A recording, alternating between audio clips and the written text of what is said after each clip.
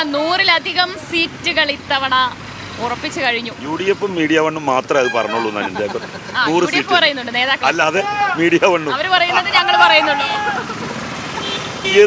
എന്ത് അടിസ്ഥാനം അതിനുള്ളത് എനിക്ക് മനസ്സിലാവുന്നില്ല. അല്ല, LDF ഞങ്ങളുടെ MLA-മാർ നടത്തിയിട്ടുള്ള പെർഫോമൻസ്, ഞങ്ങളുടെ MLA-മാർ നടത്തിയിട്ടുള്ള പെർഫോമൻസിന്റെ അടിസ്ഥാനത്തിൽ ഞങ്ങൾക്ക് പറയാൻ പറ്റും 100 സീറ്റ് കിട്ടുന്നു. അവരെന്തടിസ്ഥാനത്തിലാണ് പറഞ്ഞത് എനിക്ക് മനസ്സിലാവുന്നില്ല. ഏറ്റവും അവസാനമായി ഇപ്പം ലീഗിനെ കുറിച്ചും CPM-നെ കുറിച്ചും നന്നായി അറിയുന്ന നേതാവാണല്ലോ താങ്കൾ. അപ്പം ഇതെല്ലാം മനസ്സിലാക്കിക്കൊണ്ട് ഈ പ്രാവശ്യം മലപ്പുറം ജില്ലയിൽ എത്ര സീറ്റ് LDF നേടും? 6 സീറ്റുകൾ. ഏതൊക്കെയാന്ന് പറയാൻ പറ്റുമോ? അത് പറയില്ല. ഒന്ന് പൊന്നാനി,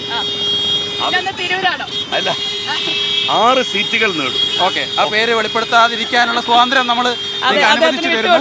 ഏതായാലും അനുവദിച്ചു തരുന്നു. KT ജലീൽ വലിയ ആത്മവിശ്വാസമാണ് പ്രകടിപ്പിക്കുന്നത്. തവനൂരിൽ മാത്രമല്ല കേരളത്തിൽ ഒന്നാകെ LDF തരംഗം ആഞ്ഞടിക്കും എന്നുള്ള വലിയ പ്രതീക്ഷയാണ്.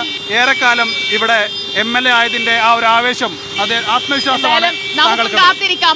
മലപ്പുറത്ത് UDF-ന് ചരിത്ര വിജയം. 16 മണ്ഡലങ്ങളിലും സമ്പൂർണ്ണ ആധിപത്യം ഉറപ്പിച്ച UDF. LDF-ന് പ്രതീക്ഷയുണ്ടായിരുന്ന പൊന്നാനി ഉൾപ്പെടെയുള്ള ചുവപ്പുകോട്ടകൾ തകർത്തെറിഞ്ഞാണ് UDF-ന്റെ ക്ലീൻ സ്വീപ്പ്.